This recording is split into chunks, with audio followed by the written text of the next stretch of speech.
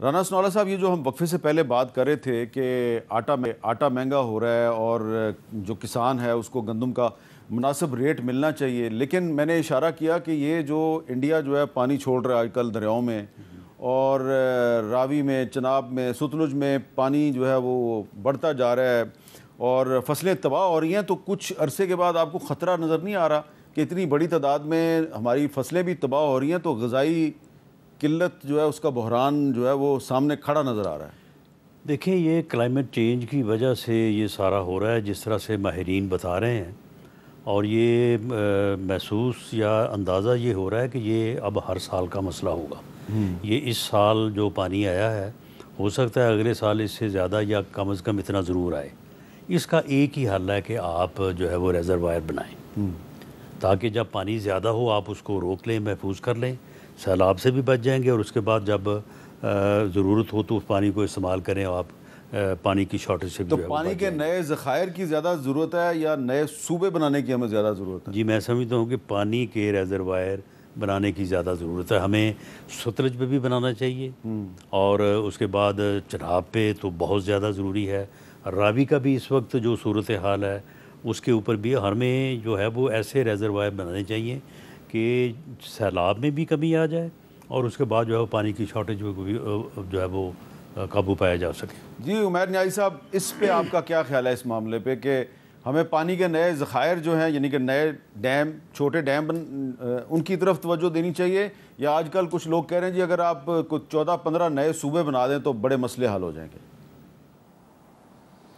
देखिए, सूबे का तो खैर बनाने का आइडिया अच्छा है, मगर उसका टाइम नहीं है। बात है कि पार्लियामान की लेजिटिमेसी ना हो, उससे आप इस तरह की लेजिस्लेशन कराएंगे, उसके मसले बनेंगे। और दूसरा सबसे बड़ा मसला, आप अभी कैश स्टाफ हैं, आपके पास पैसे ही नहीं है।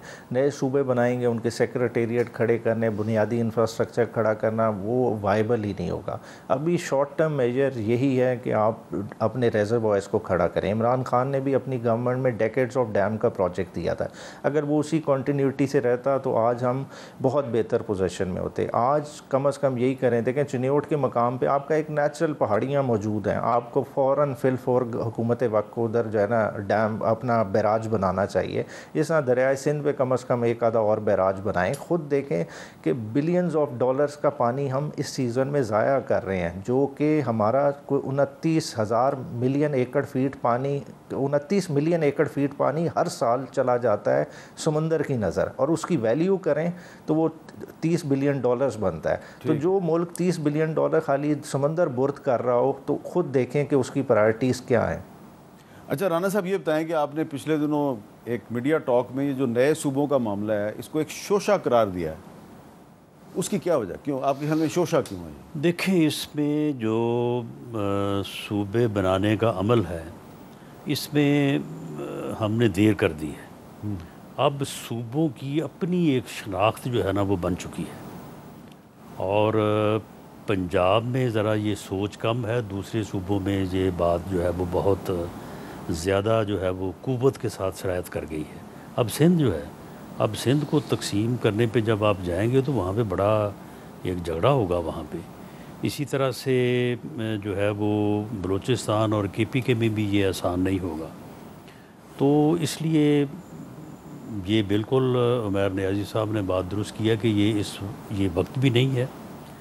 और दूसरा ये है कि मेरी ये राय है कि हमें बल्दियाती निज़ाम को मज़बूत करना चाहिए और बल्दियाती निज़ाम को इतना मज़बूत कर देना चाहिए कि डिस्ट्रिक्ट और डिवीज़न लेवल के ऊपर लोगों के मसले हल हों। अब मामला तो ये है ना कि सूबे बड़े हैं और लोगों के जो है वो मसाइल जो है वो रोज़मर्रा के मामलात के लिए जो है वो उनको सूबाई दारुल हुकूमतों में आना पड़ता है। तो आप बल्दियाती निज़ाम दें, एक बड़ा मरबूत और मुनज़्ज़म निज़ाम दें और डिस्ट्रिक्ट और डिवीज़न लेवल के ऊपर जो है वो आम लोगों अगर के मामलात को मुल्तान का जो मेयर है या मुल्तान की जो बल्दिया है उसको आप बाख्तियार कर दें, बहावलपुर को बाख्तियार कर दें, हैदराबाद, सखर, इसी तरह आप सूबों की डिमांड ही नहीं रहेगी, है ना? बिल्कुल। उमैर न्याजी साहब, आपका क्या ख्याल है इस बारे में? देखिए जहाँ साहब ने जैसा पिन पॉइंट किया, देखें लोकल गवर्नमेंट तो बैकबोन है, मगर बात यह है कि हम सियासतदान अपनी लालच में वो इख्तियार छोड़ते नहीं हैं। अगर आज हम लालच वो छोड़ दें, हम ये इख्तियार नीचे दे दें, ना सिर्फ बेहतर तरह से ज़िले मैनेज होंगे, हमारी रेवेन्यू कलेक्शन बहुत ज़्यादा बढ़ जाएगी, और साथ ही साथ जो सियासतदान बार बार ज़ेर अताब आते हैं वो भी नहीं आएंगे।